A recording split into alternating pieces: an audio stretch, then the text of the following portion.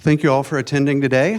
So I'm going to sort of do an introduction to our presentation, and then Brian's going to spend some time doing a live demo. And so the way this is set up is that there's some slides, and we'll go through those quickly, but they're mostly through or done for reference. If you look at the information later and there's want to read about it, we're not going to spend a lot of time on that.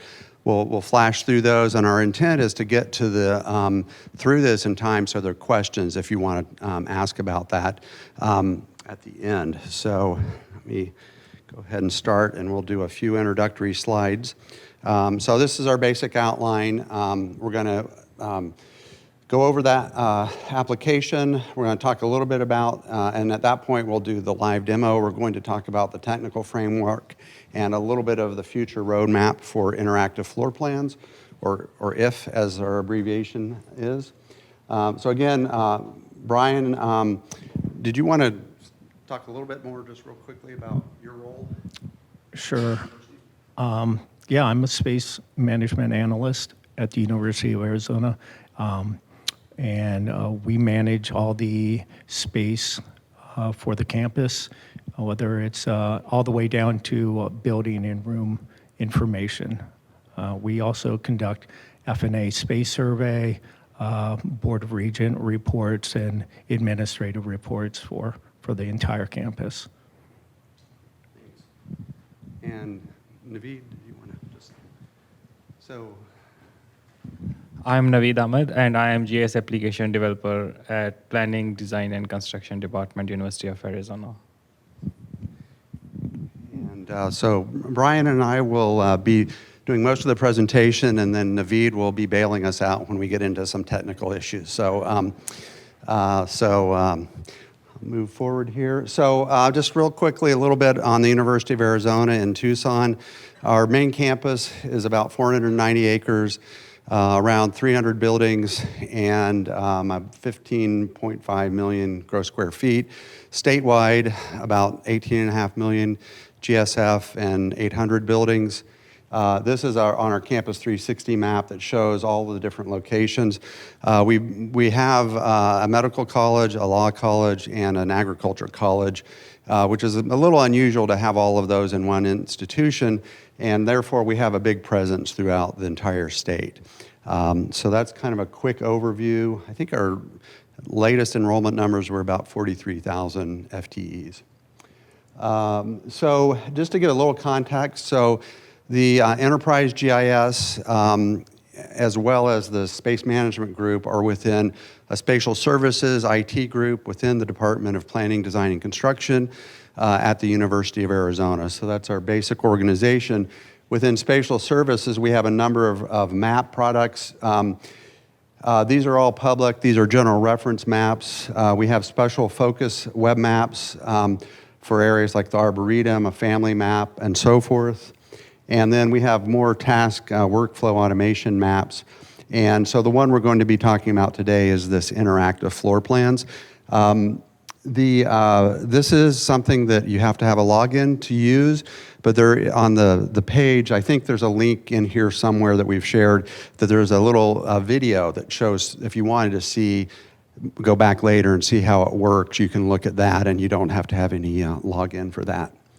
So in terms of the name, so we wanted to have a catchy name that would get people interested. And so beyond that, so the name is what's behind door number 3. And when I was talking to our team about this, I kind of dated myself because not everyone knows about Let's Make a Deal. Started in the late 60s. I think there's newer versions that are still going. But the whole idea, is the contestants would have to guess what's behind these doors, and depending on what they chose, they might get a dud or nothing, or they might win a car. And so it's kind of a guessing game. And so that was the idea with this, is that, that's how a lot of space management can be, and the only way you know what's in there is you have to go open the door. And there's stories on our campus where there are spaces that are assigned to somebody that's been deceased for 5 years. And there's things like that, that are just problems inherent with trying to track all this data. And so with a well-designed and maintained system, you can find out that information without having to go look behind every door. So anyway, that's the quick overview of that. And so let's see if I can get this to work here. So let's go see what's behind door number 3. There we go. So this is the basic interface that we'll be talking about, and the functionality overview is right here. These are the main parts, and Brian, with Mari's assistance, are, God, and I totally forgot. I'm sorry, Mari. Oh. You weren't listed there. No, I'm Mari Archuleta. I'm the GIS analyst over at Planning, Design, and Construction at the University of Arizona. So at this point, I think this is where we'll jump into the actual, okay, so what do I have to do to escape out of that?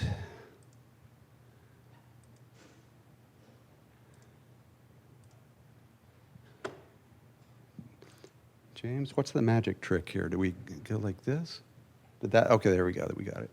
So, so most of the rest of this will be on the live demo, and then we'll click through some slides at the end that give a little bit more background on how this was put together. So. Okay, can you all hear me? All right. Funny story about you never know what's behind that door. We go out and we're walking campus, end up in one of our buildings, and it's where most of our labs are. Go up to the 7th floor. Haven't been in this room in a while. Open it up, it's a lab. Inside the lab, big ping pong table. Just grad students using it, at night. Ping pong. That might have been when I was in school there. It could have been. You could have been the guy. So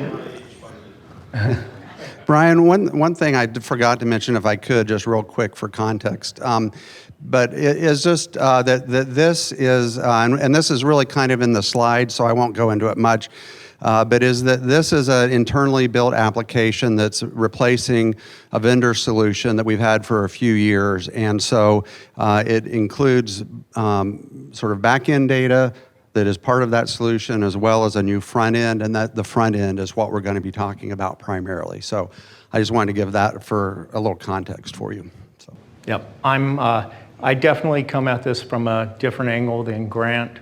Him and his team worked to put this all together. Me, on the other hand, I'm a daily user of the program. We have administrative, we have facilities management, my contacts within the colleges, the departments, representatives, and they're even using this on a daily basis. So I'm pushing a lot of people towards this. I see a lot of good things within the future. So let's just dig into the presentation. This is the map of the campus. You can scroll in or out, and there's really 3 different ways that you can navigate to the information that you want to get. It's either going to be building or room information. So you can navigate to a building on campus, click on it, and get this pop-up building information menu. You also have the ability over here to type in the building number. And if you don't know the building number, you can type in the building name. So it's just 3 different ways that you can get to the same information. But here within this building menu that pops up, over here on the left side, you have an elevator. So it allows you to kind of manipulate your way through here, floor by floor. And there's a little bit of information here. You guys probably can't read any of that, but it lists the building number, the address, the gross square footage of the building, the net assignable square footage of the building. And then there's a lot of our departments that want to be able to utilize color coding. I'm sure you guys get into a lot of that as well. So we put a feature over here colorize, and different categories in which you can colorize. We're just going to go through a couple of these, but if you wanted to just say, let's pull it up by department, let's look at the color coding. So this building is being used by a lot of different departments. You have the option even here of changing colors. So if you want to, make something less crazy or more crazy, whatever, you can change the color. Again, you can maneuver up and down the elevators. And then a lot of our departments will want to look at it, or colleges will want to look at the information by category. So they'd like to know where the offices are, where your mechanical areas are, office service, conference areas. So there's all that information there. And then another way is, since you're working in this, we wanted to put in a feature that allows you to grab your data quickly and put it into like a table. So down here on the bottom, we have a complete room table. This will actually, a nice, easy way to go into the building, identify it, and pull up the information in it. So again, we haven't perfected this, but we have the categories in there. There's a lot more information that can go into this. For now, we can also add occupants and PIs right here, and that will start populating it with occupants and PIs. So if you wanted to extract this data, put it into Excel, you can do that as well. You can export it right into Excel. From there, you can massage it and send it out, or whatever it is you'd like to do. So we'll move on now. Okay, over here on the left-hand side, we put a little drop down here. And again, departments on campus, there's a lot of them that they would like to know what information, what data by building, rooms that they have on campus, and just pull it up quickly. They don't want to have to go search around building by building, floor by floor. So we put in a departmental search option. And if we wanted to just pull up, say, Department 8102, type it in, there it is. Now we have all this different, so they're located in all of these buildings. It's identified all of these buildings. And then from here, we have the option to start drilling down even further. You can go down here in building 4, found in floor 1. You hit a drop down over here, and there's the rooms. Lists a little bit of information. You can then click on a room. Now this pops up. This gives a department the information, a lot of the information that they're looking for. It will give them their capacity, the square footage, tells you, well, who it's assigned to, obviously, they would know that. The room category, use, and then if it has occupant and PI information, it could give that as well. So it's a really nice feature that we have. Another couple items, if you want to close out, we can go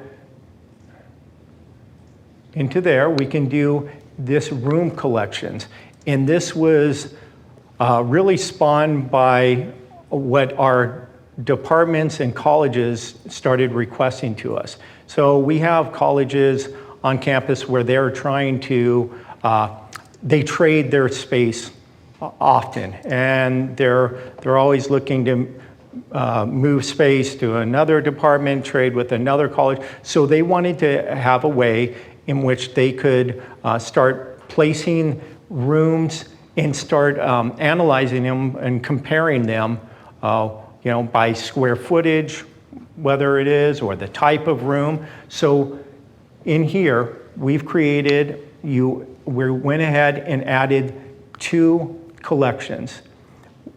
In one collection, we added these up here, 126, 130, and 134.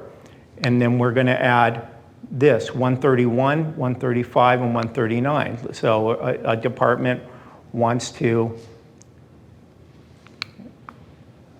here we go. Okay, so there they are. So if you hit this drop, that little drop down up top for the top one, right here. So that opens that. So you can kind of see now what it is it's doing. It's just grabbing the square footage, saying, okay, this is 1,243 square feet for these 3 rooms. Down here, the square footage is 836. Not really an equal trade, but whatever. And so you also have the option, again, like we had over in the building information category, we can change the colors of these too.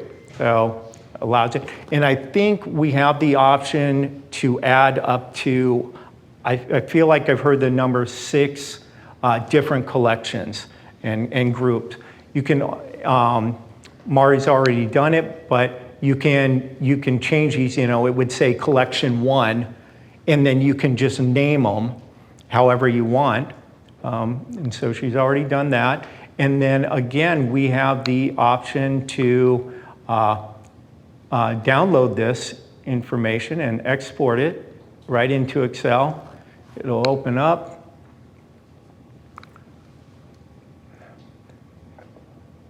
And there you go. Again, massage that.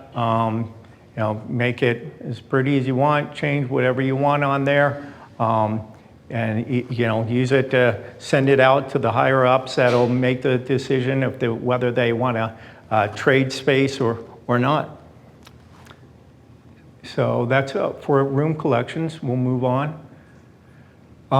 We have another feature in there, and this again was something that some colleges started asking us for. Departments started asking us for, and it's in here we have something called a measuring tool. And the reason they're asking is because we have a lot of people on campus that would like to know dimensions of the room, and most of the time, I'll preface it by saying really only about 10 or 20% of our buildings are 2-scale drawings. There are a lot of just single line drawings that we have. That's another story, and a lot of effort to try and get them 2-scale. But people want to know the dimensions. How wide is something?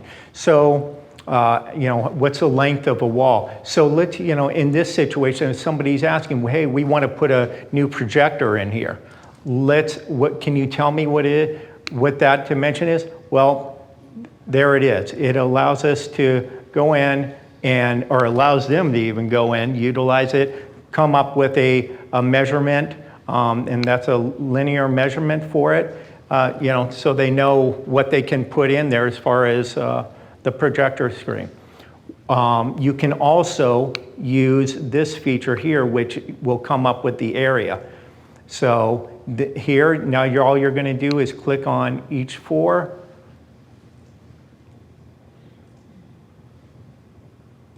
Perfect, Mari. And roughly 110 square feet for that. So it just allows people to, our department reps, we're really trying to push this to them so they don't overwhelm us. They have a lot of this information available right at their fingertips. So I'm pushing it along. And yes, question? They understand that you wouldn't want to buy a cabinet that fits to the half inch. So they understand that it's an estimate? Yes, they understand. Yeah. Good question. Do you have any footnote that says that, or they just understand? No, I think when they're always coming to us to ask the question first of,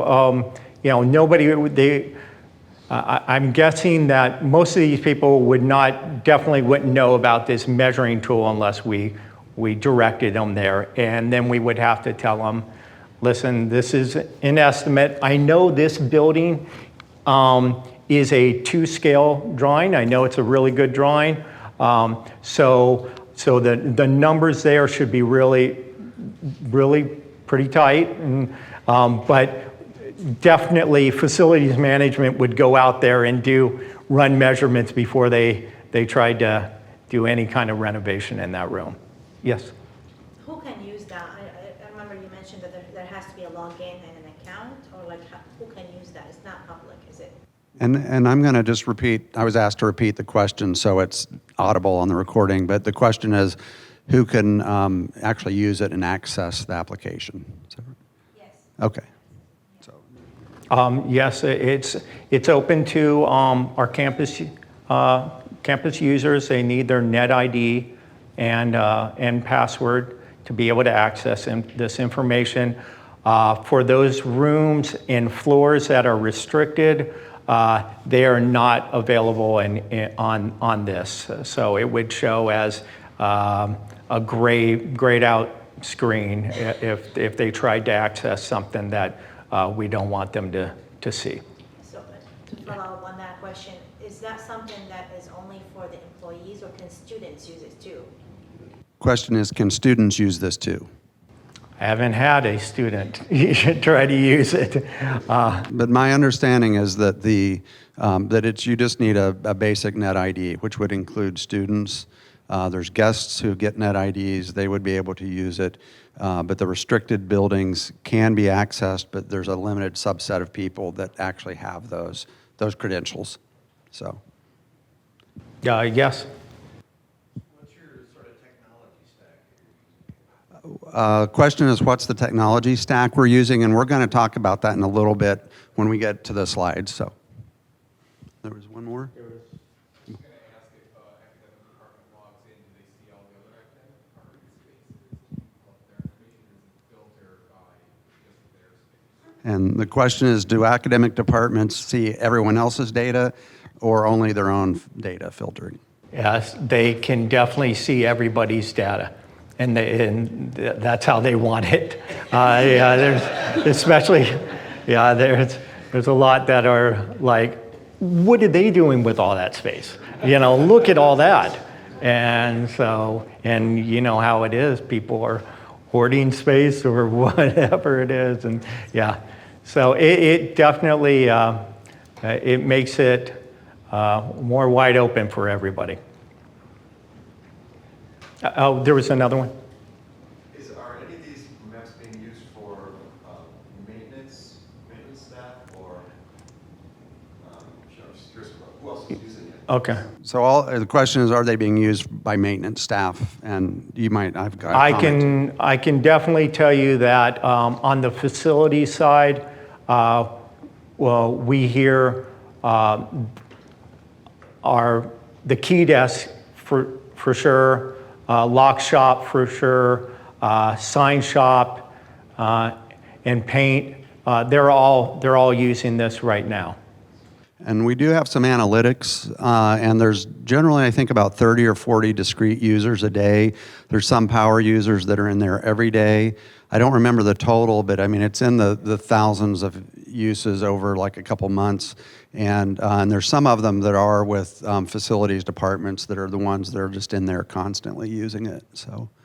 And we haven't even really been pushing this as much as we like to. It's getting a random call. Hey, I'm looking for this information, and then it's like, okay, well, let me show you where you can get this information from. So it hasn't been pushed across campus, really. Yes?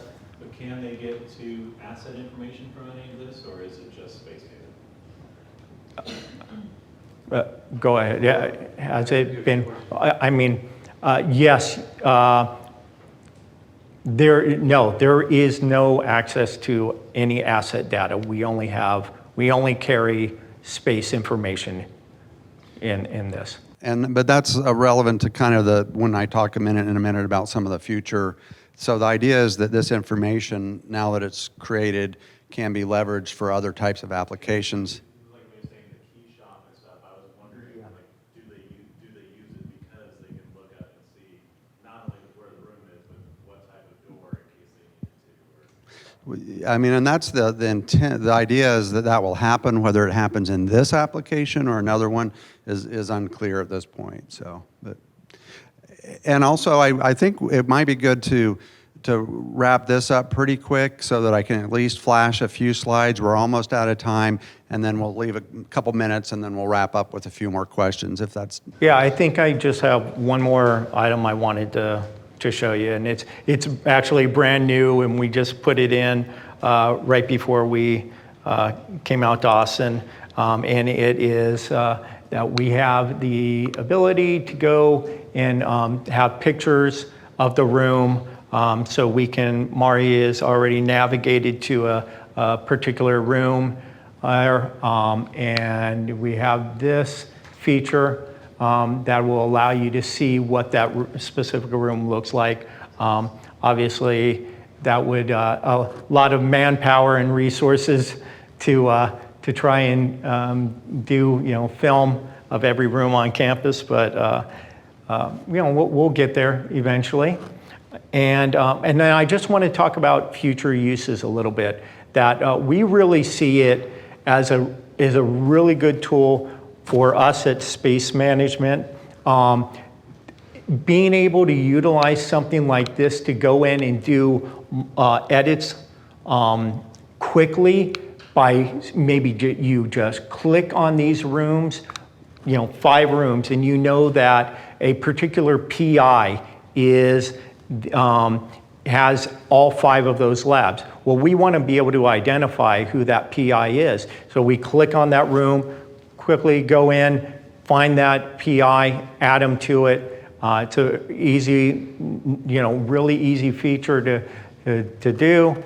And so it's the future to us. It's a really, really efficient tool. And plus, having it available to the rest of the campus would help us out a lot as well. I'll pass it back over to Grant. So we've got like 2 minutes, 1 minute. Sorry, darn, I knew it. Okay, so what I will do is really quickly run through these slides, mainly so you know what's in here, and then we're going to be around afterwards and today and tomorrow, so if there are other questions, we can follow up. So again, Brian talked about this. Central space managers are a key user. The departmental space managers can view some data or view the data but edit just a little bit right now.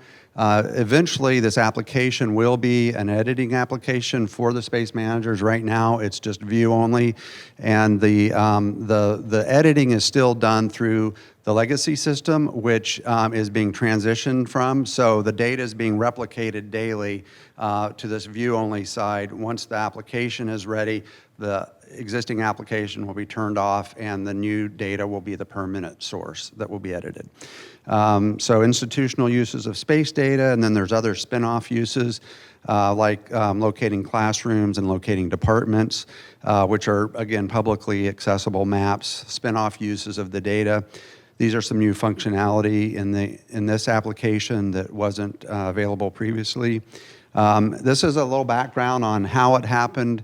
But basically, we had an access system, or as a SQL database with an access front end way back. A new provost came in. We ended up with a new solution that we've been using. And then there are a number of reasons why we've moved to this new system. A departmental merger was a big part of that. There were some functional issues with the current system. And we had the resources internally to develop this system. So that's kind of a quick view of why we've done this. And let me hit that. And then technical framework, there's some front-end application components. This view series of tools has been used from the coding standpoint, and then there's mapping GIS parts that are utilizing the Esri JS framework. And then we have a publishing workflow that we go through nightly that takes the source data and puts it into a GIS format for the application to consume. There's a CAD editing workflow that we have, which is the source of the room polygons that gets updated from CAD to GIS nightly.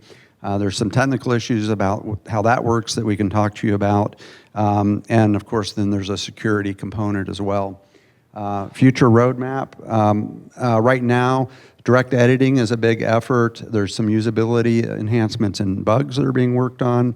In terms of future possibilities, Brian mentioned some. Dashboards are being talked about for colleges that want to customize and really to be able to optimize how they use space to evaluate PI performance.